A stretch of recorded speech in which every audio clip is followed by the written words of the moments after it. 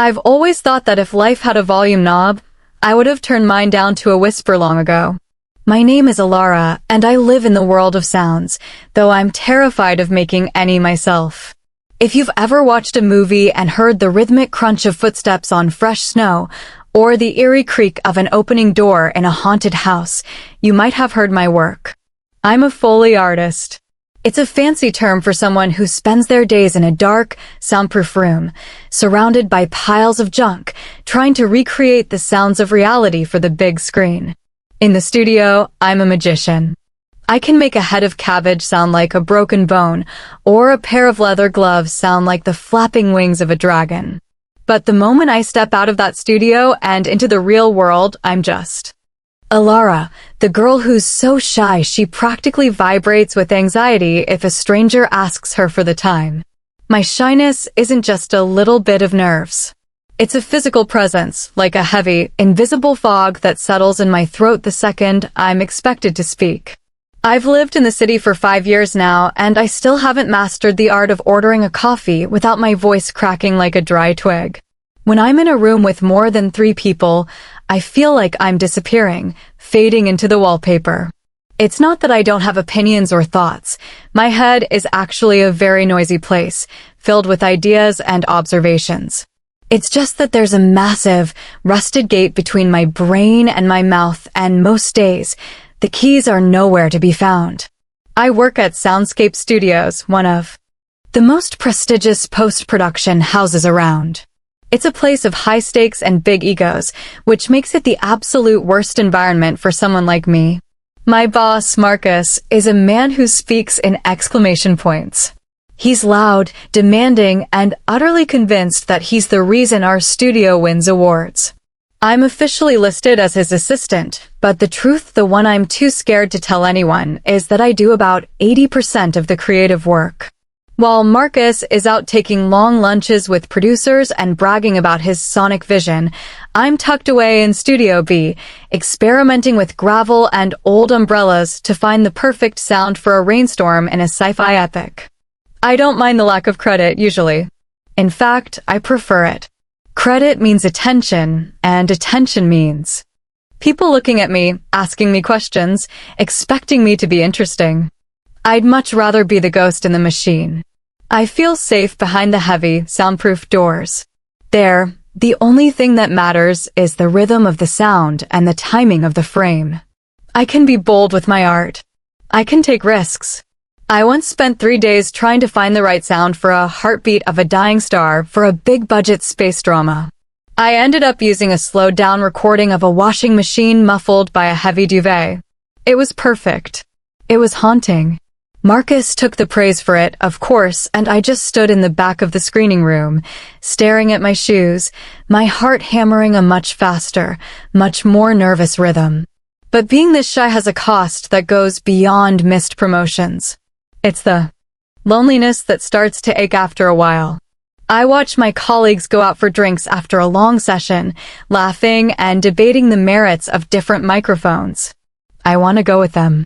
I want to tell them about the vintage ribbon mic I found at a flea market, or the way the wind sounds through the cracks of the old bridge near my flat. But every time I open my mouth to say, "Can I join you?" the gate slams shut. I end up just nodding politely and heading to the station alone, my headphones pushed tight against my ears to drown out the sound of my own failure. The real trouble started with Project Ether. It was the biggest film the studio had ever landed, a sweeping, emotional period piece directed by Julian Thorne. Thorne is a legend, the kind of director who notices every single detail, especially the sound. He doesn't want stock noises. He wants the world of his film to feel alive, visceral, and unique. Marcus was terrified. He knew his usual tricks wouldn't work on a man like Thorne. So, naturally, he turned to me. "Elara, darling," Marcus said, leaning against my workbench and knocking over a box of dried leaves I'd been using for a forest scene. "This Thorne guy, he's intense. He wants authenticity. I need you to give me something extraordinary. Something that makes him weep. You handle the Foley, and I'll handle the politics." I nodded, my stomach doing a slow, heavy roll. I knew what this meant. I'd be working 18-hour days in the dark, pouring my soul into a project that would ultimately have someone else's name on it. But I didn't care about the name. I cared about the sound. For the next 3 weeks, I became a hermit. I lived on cold coffee and adrenaline. I recorded the sound of silk rubbing against stone, the delicate tinkling of ice in a crystal glass, and the heavy, mournful thud of a horse-drawn carriage on cobblestones. I was creating a symphony of the mundane. One night, around 2 a.m., I was working on a pivotal scene. The protagonist is standing in an empty ballroom, realizing she's been betrayed. There's no dialogue, just the sound of her breath and the faint, ghostly echo of a distant violin. I needed something more, something that captured her internal shattering. I found an old, cracked porcelain doll in the prop bin. I placed it on a marble slab and very, very gently, I pressed down on it until I heard the most delicate, heartbreaking snap. It sounded like a heartbreaking. I recorded it, layered it with a low-frequency hum, and timed it perfectly with the actress's expression. I didn't know that Julian Thorne had let himself into the studio that night. I didn't know he was standing in the shadows of the control booth, watching me through the glass. I was too busy being the artist, I was too afraid to be in the light. When I realized someone was standing in the control booth, it felt as if the blood in my veins had turned to slush. I cut the microphone input instantly and jumped back so hard I nearly toppled the rack of sound effects props.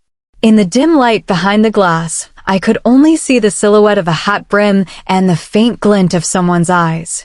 When the heavy studio door creaked open, my heart was thumping against my ribs like a trapped bird. It was Julian Thorne, the Oscar-winning director whose perfectionism made everyone in the industry tremble. He walked in slowly, as if he didn't want to disturb the magical, quiet atmosphere I had built.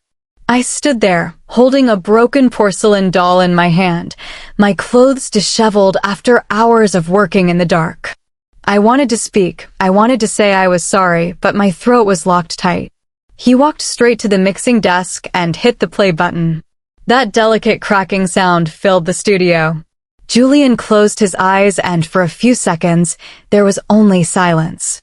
When he opened them, he looked directly at me and said that it was the sound of pride breaking.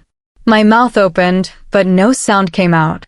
I felt my face burning and could only point toward the broken doll. Julian nodded and stepped closer, mentioning that Marcus always claimed to be the genius, but while Marcus was out at a nightclub, I was here at 2 in the morning working miracles. The fear of Marcus finding out I'd spoken to the director added to my panic, as I needed this job to be heard without actually having to speak. Julian seemed to sense my anxiety and told me my secret was safe, but he reminded me that sounds don't lie and wondered how someone so shy could speak so clearly through art. He left that night, but I wasn't the same. I stayed awake until morning, thinking about how my shyness allowed me to hear details everyone else missed. The real trouble started the next day when Marcus walked in looking erratic. Because Julian Thorne had insisted the sound designer be present at all final editing sessions. Marcus knew nothing about the technical details and was shaking with nerves. He came to my desk and told me that since Julian insisted, I would have to wear a headset and tell him exactly what to say throughout the meetings. He wanted me to be a ghost, putting words into his mouth while he stole my credit. I wanted to say it wasn't fair, but instead, I just looked down and whispered my agreement. The first screening session was held in the grand conference room, packed with important people. Marcus sat at the head of the table with fake confidence, while I sat in the darkest corner behind everyone with a laptop linked to his hidden earpiece. Julian Thorne walked in and his eyes swept the room. Until they found me. During the main ballroom scene, Julian asked about a specific low, vibrating hum under the music. Marcus shifted in his seat and wiped sweat from his forehead as I quickly pressed the mic button and whispered into his ear that it was a finger rubbing the rim of a crystal glass recorded at a low frequency. Marcus repeated my words with arrogance, and everyone looked at him with admiration, but Julian Thorne gave a smile that only I understood. He knew exactly what was happening, and I knew this dangerous game of being a shadow voice couldn't last much longer. The sessions continued for a week, and each day felt like I was walking on a thinning tightrope over a canyon of static. I was a ghost operating a puppet, sitting in the back of that dim screening room, shrouded. In the shadows of the acoustic foam panels, I watched Marcus perform. He was getting bolder, adding his own dramatic flourishes to the technical explanations I whispered into his ear. It was nauseating. He wasn't just stealing my credit anymore. He was wearing my identity like a costume that didn't fit. The pressure inside me was building like steam in a sealed pipe. Every time Julian Thorne asked a pointed question, his eyes would inevitably drift toward my corner of the room. He wasn't looking at the assistant checking levels on a laptop. He was looking for the girl with the porcelain doll. He was waiting for me to break. During the afternoon break on Wednesday, the air in the studio felt particularly heavy. The cooling fans of the high-end servers hummed a low, dissonant B-flat that made my teeth ache. Marcus was at the craft services table, stuffing his face with expensive catering and laughing with the producers. I stayed in the shadows of the mixing desk, trying to adjust the EQ on a difficult sequence where a rainstorm needed to sound like 1,000 tiny needles hitting a tin roof. It was a lonely sound, Julian said, and I nearly jumped out of my skin. He was standing right beside me, holding 2 cups of black coffee. He didn't look at me. He looked at the waveform scrolling across my monitor. He noted that I hadn't just recorded water hitting metal, that there was a metallic ringing in there like a bell that had been silenced. My heart started its familiar, frantic beat. I looked at the coffee cup he offered, my hand shaking as I took it. It was an old clock. Spring, I whispered, my voice so small I wasn't sure the microphone 3 inches from my face would even pick it up. I told him I recorded it vibrating in a bucket of sand to give the rain weight. Julian finally turned to look at me. His gaze wasn't sharp or demanding, it was curious. He mentioned that Marcus had told the board he spent 40 hours in the forest recording actual rainfall for this scene and called him quite the storyteller. The iron gate in my throat felt like it was glowing red-hot. I wanted to tell him the truth, to scream that Marcus didn't know the difference between a condenser mic and a dynamic mic, but the paralyzing fear of confrontation held me back. I just stared at the screen, the green and yellow bars of the volume meter dancing in front of my eyes. He asked me why I let him do it, and I managed to say that I didn't need to be seen, that the sound was what mattered, and that if people knew it was me, they would expect things and want me to be someone else. Julian told me that I thought being invisible protected me, but it just made it easier for people to walk through me. He said that one day the sound wouldn't be enough and that I'd want to own the silence I created. He walked away before I could respond, leaving me with the bitter taste of coffee and a growing sense of dread. The crisis hit 2 hours later during the review of the night of the fire sequence. It was the emotional climax of the film, where the protagonist's house burns down while she watches from the orchard. It needed to be terrifying but intimate. Marcus had been bragging all week about how he had captured the roar of the flames. Julian asked to hear it and leaned back in his leather chair. Marcus signaled me to hit play. The scene started, the orange glow filled the screen, and the timber began to crackle, but something was wrong. The audio file was corrupted. Instead of the rich, layered symphony of destruction I had built, all that came out of the speakers was a harsh, digital hiss, a white noise that sounded like 1,000 angry wasps. Marcus froze, his face going from pale to a deep, panicked purple. He turned toward the room and shouted at me, asking what I had done and claiming I had ruined the file. He told everyone that I must have tripped over a cable or botched the transfer, calling it unacceptable after the weeks he spent on the recording. The producers started whispering, and the room felt like it was closing in on me. Everyone was looking at me as the incompetent assistant who had ruined the masterpiece. I felt the tears stinging my eyes and the familiar urge to run out the door and never come back. Julian's voice cut through the tension like a cold blade, asking Marcus if he had the raw backup files since he spent weeks on it, or if he could explain the layering technique, so I could reconstruct it right then. Marcus stammered, his eyes darting around the room like a trapped animal, looking at me with a mix of fury and begging. He needed me to fix it, to whisper the solution into his ear, but I didn't reach for my microphone. I didn't look at the screen. I looked at my hands, stained with the charcoal I'd used to create the sound of burning wood. Julian was watching me. The room was silent, waiting for the ghost to speak. For a few agonizing seconds, the only sound in the room was the hum of the air conditioning. I could feel Marcus's eyes boring into the side of my head, practically screaming at me through the psychic weight of his desperation. He was waiting for the whisper in his ear, the technical lifeline that would allow him to keep wearing my skin. But for the first time in my life, the gate in my throat wasn't just rusted shut by fear, it was locked by a sudden, sharp sense of clarity. If I spoke into that microphone now, I wasn't just being shy, I was being an accomplice to my own disappearance. I stayed silent. I didn't press the button. Marcus started to sweat, large beads of it rolling down his forehead and dark patches blooming under the arms of his expensive suit. He tried to laugh, a hollow, rattling sound that didn't reach his eyes, and told Julian that the technical side was assistant work and that he didn't clutter his creative mind with file paths and sampling rates. Julian didn't blink. He just sat there, tapping a silver pen against his chin, looking from Marcus to me.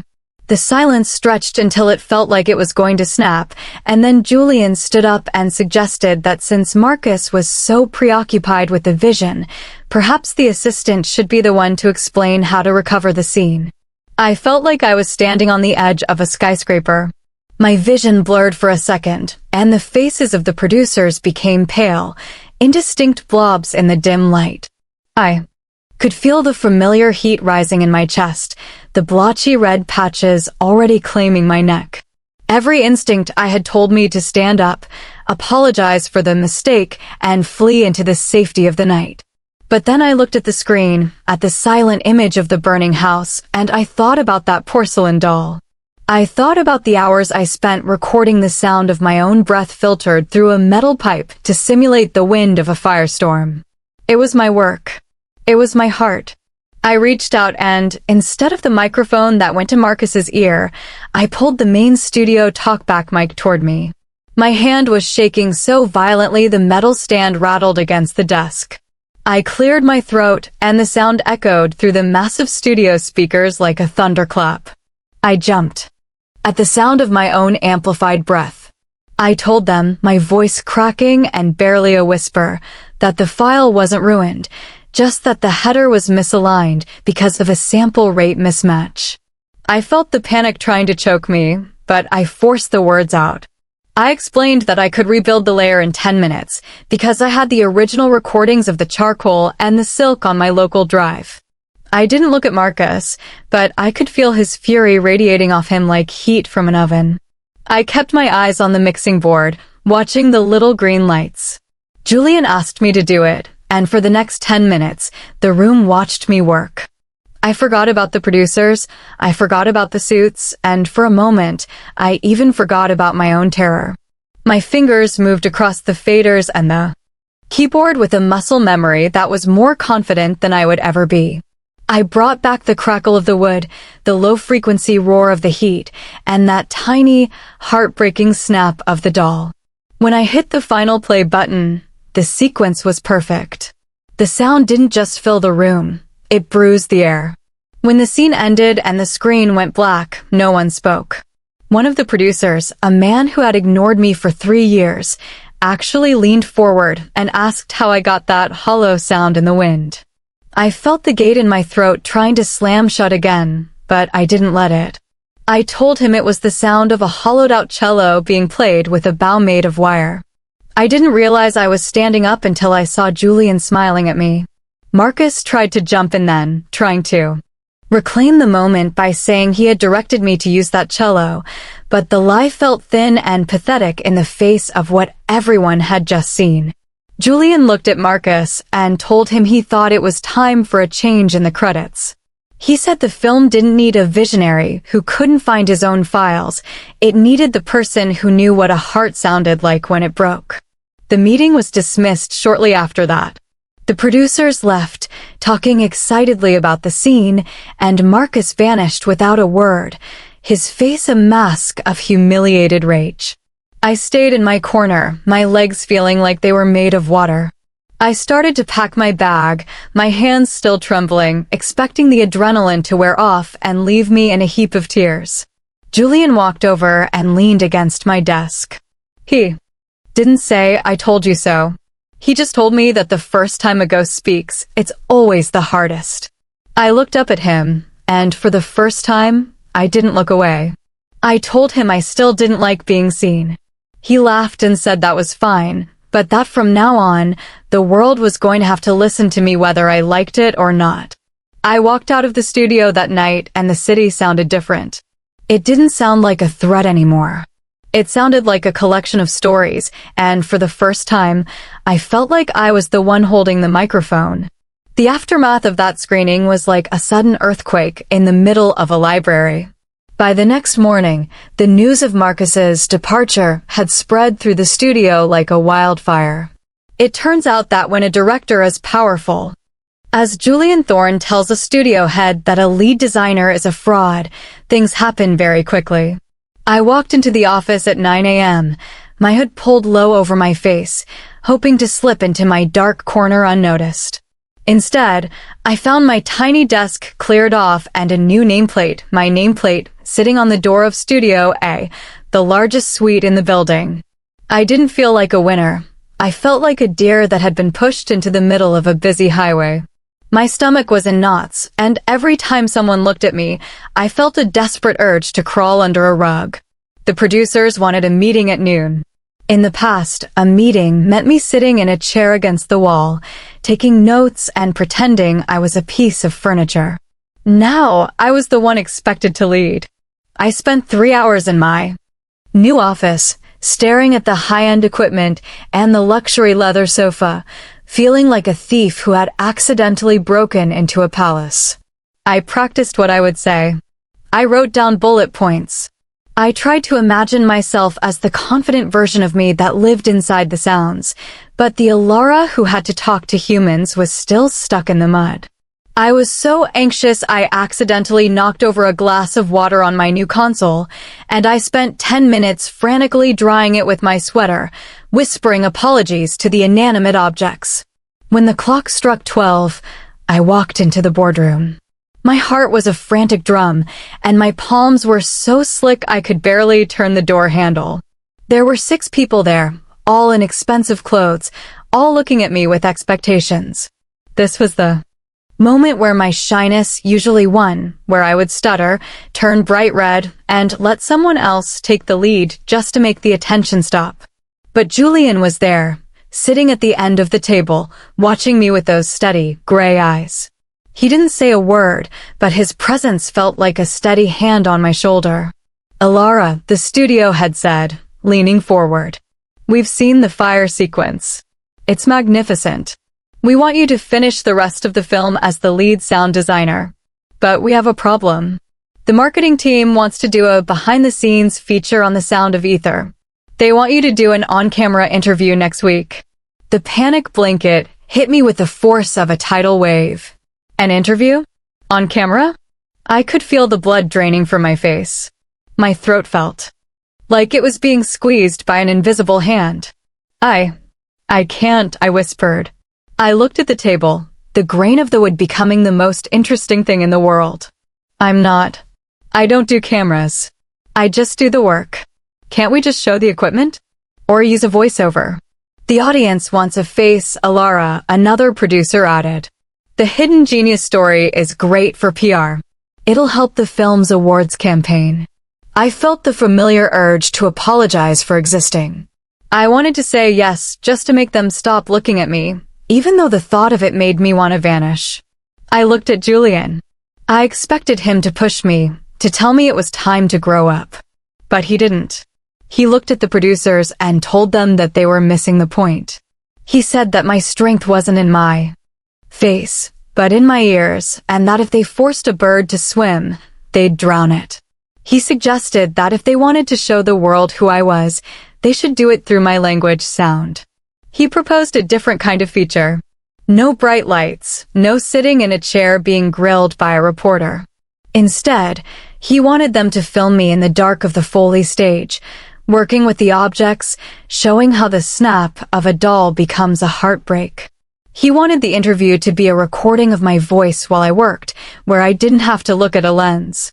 As he spoke, I felt the air returning to my lungs. He was building a bridge for me, a way to be seen without being exposed. Would that work for you, Elara? Julian asked, turning toward me. I looked at him, and for a second, the boardroom disappeared. I thought about the sounds of the city, the hidden rhythms I loved so much. I realized that I didn't have to become Marcus to be successful. I didn't have to be loud to be heard. Yes, I said, my voice finally finding its footing. If I can stay in the dark, I can tell you everything. The producers weren't thrilled, but they agreed because Julian held the power. After the meeting, as everyone filed out, I stayed behind to gather my notes. My hands were still a little shaky, but the crushing weight on my chest had lifted. Julian walked over and leaned against the table. He told me I did well, and that standing my ground was just as important as making the sound. I thanked him for the bridge, but he shook his head and said he just provided the wood, I was the one who had to walk across it. The next few days were a blur of intense work. I was now in charge of a small team of 3 assistants. One of them was an older man who had been at the studio for 20 years, and I was terrified he would resent me. I spent the first morning hiding in the machine room, trying to find the courage to give him a task. But when I finally walked out and showed them my plan for the orchard scene, a complex layering of wind through different types of leaves, they didn't look at me with judgment. They looked at the plan with respect. I realized that in this world, if you know the frequency of the truth, people will listen, even if you speak in a whisper. On the day of the filmed interview, the crew arrived at Studio B. They set up their cameras in the corners, using low light lenses so they wouldn't need the blinding spots that I hated.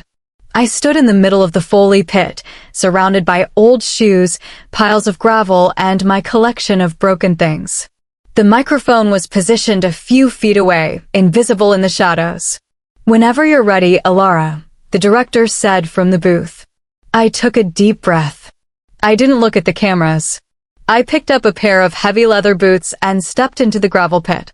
I started to explain, not to the audience, but to the air, how the weight of a person's step changes when they are carrying a secret. I talked about the pitch of a floorboard and the texture of a sigh. The words didn't feel like shards of glass anymore. They felt like the sounds I made, crafted, intentional, and real. I was still shy. I was still the girl who couldn't order coffee, but in that dark room, I was the loudest person in the world. The dark interview was a success in a way I hadn't anticipated. When the featurette was released as a teaser for the film, people didn't talk about my face or my clothes. They talked about my hands. They talked about the way I handled a piece of rusted metal as if it were a violin. For the first time, my shyness wasn't seen as a weakness to be cured. It was framed as mysterious and dedicated. The studio was thrilled, and for a few days, I felt like I could finally relax. But the world of high-end cinema doesn't stay quiet for long. With the film's release approaching, the pressure shifted from the studio to the public stage. Project Ether was selected to open a major international film festival. It was a huge honor, but for me, it was a nightmare scenario. It meant a red carpet. It meant a stage. It meant the panel. The studio had called me into his office, a place I still entered with my head down, and told me that the festival had requested the lead creative team for a live Q&A session after the premiere. "Elara, you're the star of the technical team," he said, tapping a pen on a mahogany desk. "The critics are calling the sound design the secret protagonist of the movie. You have to be there. You'll be on stage with Julian and the lead actors." I felt the air leave the room. I could see it in my mind, the blinding flashbulbs, the hundreds of faces in the darkened theater, the microphone sitting on a stand like a silver executioner. "I can't," I said, my voice barely a thread. "I'll freeze. I'll ruin the moment for everyone. Can't Julian just speak for me?" Julian has already said he won't answer questions about the sound, the studio head replied, looking frustrated. "He says it's your voice, not his. He's insisting you take the credit." I went back to Studio A and sat in the dark for an hour. I felt a strange mix of gratitude and terror toward Julian. He was pushing me out of the nest, but I felt like I didn't have any wings. My anxiety started to manifest in my work. I became obsessive, re-recording sequences that were already perfect, my hands shaking so much I could barely hold my equipment. I felt like a fraud again. I felt like the quiet genius was a character I had played for the cameras, and the real Elara was just a girl who wanted to hide in a basement. 2 days before the festival, Julian found me in the Foley pit. I was trying to record the sound of a letter being opened, but I had gone through 20 envelopes and none of them sounded right. I was surrounded by shredded paper, looking like I was in the middle of a breakdown. "The sound you're looking for isn't in the paper, Elara," Julian said, leaning against the doorframe. "It's in your hands. You're gripping it too tight." I dropped the envelope and covered my face with my hands. "I can't do the festival, Julian. I'm going to go up there and forget how to breathe. I'm going to embarrass you and the studio and myself. Why can't you just let me stay behind the curtain?"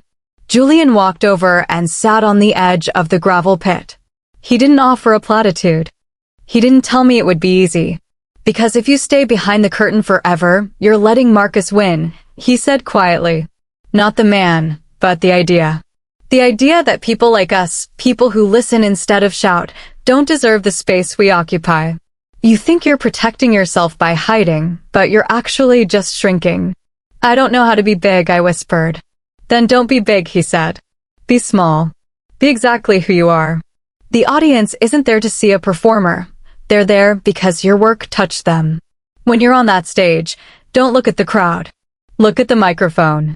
Treat it like a friend. It's the same piece of metal you talk to every night in here." He stood up to leave, but stopped at the door. "By the way, I told the festival organizers no spotlights on the panel. It'll just be a wash of blue light. Like the orchard at night. You'll be fine." The day of the festival arrived like a storm front. I traveled to the city in a black car, my stomach churning so violently I thought I might actually die. I was wearing a charcoal gray suit that felt like armor. When we arrived at the theater, the noise was a physical wall fan screaming, photographers shouting instructions, the constant thwack thwack thwack of camera shutters. I kept my eyes fixed on Julian's back as we walked the red carpet. I didn't stop for photos. I didn't look at the lenses. I focused on the sound of the wind whistling through the city buildings and the rhythmic click of my own heels on the pavement. I used my ears to stay grounded. The movie started, and for 2 hours, I sat in the dark, surrounded by 1,000 strangers. As the sounds I had created filled the massive theater, the snap of the doll, the roar of the fire, the whisper of the silk, I felt a strange sense of peace. The audience was silent. They were breathing with the film. They were inhabiting the world I had built with my junk and my silence. When the credits rolled and my name appeared, lead sound designer, Elara Vance, the applause was deafening. It wasn't just a polite clap, it was a roar. Julian stood up and reached for my hand. My legs were trembling so much I could barely stand, but I followed him toward the stage. The stage was bathed in the soft, blue light Julian had promised. There were 5 chairs. I sat in the one furthest from the center, clutching my hands in my lap. The moderators started asking questions. The actors spoke about their craft. Julian spoke about his vision. And then, the moderator turned to me. "Elara, the sound in this film is unlike anything we've heard in years. It feels intimate, like we're inside the characters' heads.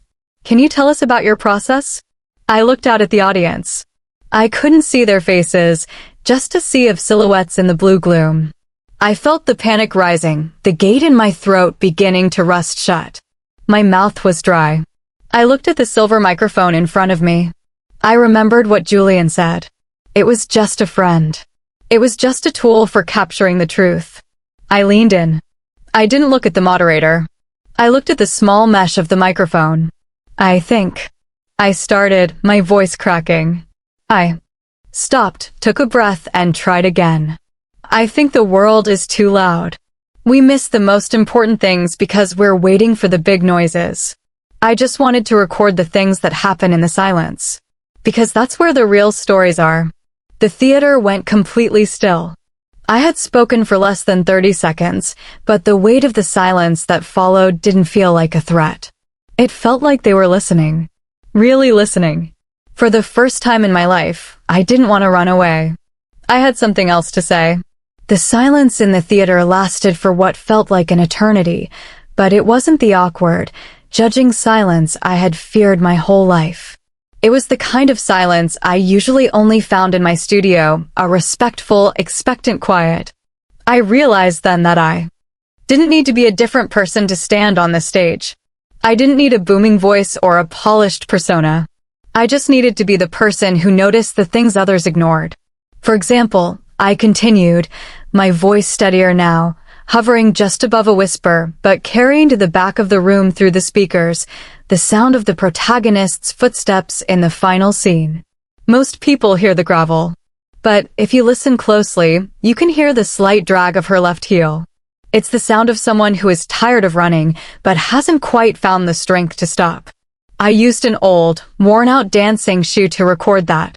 I wanted the audience to feel her exhaustion in their own bones, even if they didn't know why.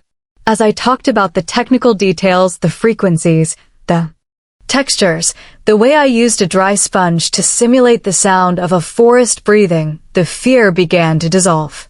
I wasn't performing, I was sharing. I was inviting them into my world of shadows and echoes. When the Q&A ended, a line of people formed at the edge of the stage. They didn't want the actors' autographs as much as they wanted to tell me about a specific sound that had moved them. A young girl, no older than 12, came up to me with wide eyes. She told me she had always been the quiet one in school, and she didn't know that being quiet could be a job. I knelt down so I was at eye level with her and told her that being quiet is just a way of gathering more stories to tell later. The weeks following the festival were a whirlwind, but I was no longer the deer in the headlights. I moved into a larger apartment, one with thick walls and a view of a park where the wind made a very specific, musical whistling sound through the willow trees. I didn't become a social butterfly. I still preferred my coffee from the machine at work rather than the crowded cafe down the street. I still felt that familiar prickle of heat on my neck when a stranger complimented my work. But the iron gate in my throat didn't feel so heavy anymore. I had the keys now. Julian and I continued to work together. We developed a shorthand that didn't require many words. We'd sit in the studio for hours, passing a pair of headphones back and forth, adjusting a single decibel until the sound felt like a physical touch. He never asked me to be louder, and I never asked him to stay. We just existed in the space between the sounds. One evening, after we finished the final mix for a new project, we walked out onto the studio rooftop. The city was laid out below us, a chaotic symphony of sirens, distant chatter, and the hum of a million lives. "It's a lot of noise," Julian said, leaning his elbows on the railing. "It is," I agreed, closing my eyes and picking out the individual layers, the rhythmic thumping of a bass line from a passing car, the metallic clatter of the train 2 blocks away, the soft flutter of a pigeon's wings nearby. But if you listen to the gaps, there's a lot of music in it too. He looked at me and smiled, the kind of smile that made me feel completely seen without feeling exposed. "You found your volume, Elara. It might be lower than everyone else's, but it's the only one that people stop to hear. I still have days where the shyness feels like a lead weight. I still have moments where I want to disappear into the acoustic foam of my studio and never come out. But then I think about the porcelain doll, the blue light of the stage, and the young girl who realized her silence was a gift. I realize that the world doesn't need more people shouting. It needs more people listening." I picked up my recorder, turned the gain up to the highest setting, and captured the sound of the wind moving through the skyscrapers. It sounded like a long, slow exhale. It sounded like peace. The final transition from being a ghost to being a leader happened when I was asked to mentor a group of students from the local film academy. A year ago, the thought of standing in front of a class would have made me faint. But as I stood in Studio A, watching 10 nervous faces looking at me, I realized I wasn't looking at strangers. I was looking at versions of my younger self. Most of them were loud and eager to show off, but there was one girl in the back, clutching a notebook to her chest, her eyes darting toward the exit. She was the one I spoke to. I didn't give a lecture on acoustics. Instead, I picked up a bowl of water and a stalk of celery. I snapped the celery under the water and asked them what they heard. A breaking bone? One boy guessed. The snap of a frozen lake? Another suggested. I looked at the girl in the back. She hesitated, her face turning that familiar shade of crimson. I waited. I gave her the silence she needed to find her breath. Finally, she whispered that it sounded like a secret being kept too long. The room went quiet. I smiled at her, and for the first time, I felt a sense of completion. I told her she was exactly right. I spent the afternoon showing them that sound isn't about what you record, but about the empathy you bring to the vibration. By the time they left, the girl in the back wasn't looking at the door anymore. She was looking at the microphone. My life hasn't changed in the ways people might expect. I didn't start hosting parties or giving speeches at galas. I still struggle with small talk at the grocery store, and I still prefer the company of my recording equipment to a crowded room. But the difference is that I no longer apologize for it. My shyness is no longer a wall that keeps me in, it's a filter that lets the right things through. I've learned that there is a massive difference between being quiet because you're afraid and being quiet because you're listening. One is a cage, the other is a choice. I recently received an invitation to a major award ceremony. This time, there was no panic. I didn't worry about what I would say or how I would look. I knew that when I walked across that stage, I wouldn't be walking alone. I'd be bringing with me the sound of every creaking door, every rustling leaf, and every heartbeat I had ever captured. I'd be bringing the porcelain doll and the clock spring. As I sat in the audience, dressed in a simple black dress that didn't draw attention, I listened to the roar of the crowd. It was a beautiful sound, but it wasn't the one I was looking for. When my name was called, I walked up the steps with a steady rhythm. I stood at the podium, looking out at a sea of the most powerful people in the industry. The lights were bright, but I didn't blink. I leaned into the microphone, my old friend, and I didn't give a long speech. I didn't thank 100 people I didn't know. I just said that I wanted to thank everyone who ever stopped to listen to the things that don't make a sound.